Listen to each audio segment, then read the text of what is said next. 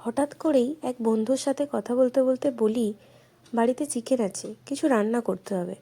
তখন সেই এই রান্নার রেসিপিটা এবং আইডিয়াটা দেয়। বাটারে অল্প করে টমেটো, পেঁয়াজ, রসুন, আদা কুচিয়ে ভালো করে ভেজে নিতে হবে। তারপর কিমা করে রাখা চিকেনটা দিয়ে বেশ ভালো করে কষিয়ে নিতে হবে।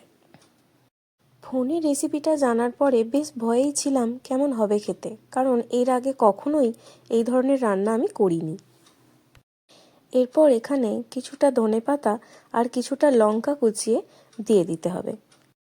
আর আমার নিজের ইচ্ছা করেছিল বলে এখানে আমি কিছু নারকেল কুচি দিয়েছিলাম। তারপরে লবণ, বিভিন্ন রকম গুঁড়ো যেমন ধনে গুঁড়ো, জিরে গুঁড়ো, লঙ্কা গুঁড়ো, হলুদ গুঁড়ো সব কিছু দিয়ে ভালো করে কষিয়ে নিতে হবে। আর এটা হলো সোনামুগের ডাল, যেটা আমি আগে থেকেই সেদ্ধ করে রেখেছিলাম। মশলাটা কষানোর পর এই ডালটা দিয়ে কিছুক্ষণ কষিয়ে জল ঢেলে দিয়েছিলাম। যেহেতু ডালটা সেদ্ধ করা ছিল তাই বেশি ফোটানোর দরকার ছিল না।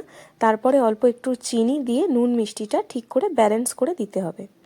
তারপরে অল্প একটু কিশমিশ ছড়িয়ে দিয়েছিলাম, ছোট ছোট করে কেটে দিয়েছিলাম কিশমিশগুলোকে, যেহেতু আমি কিশমিশ খেতে ভালোবাসি তাই। তারপর অল্প একটু নারকেল গ্রেট করে সাজিয়ে দিয়েছিলাম আর সার্ভ করেছিলাম ছিলার সাথে।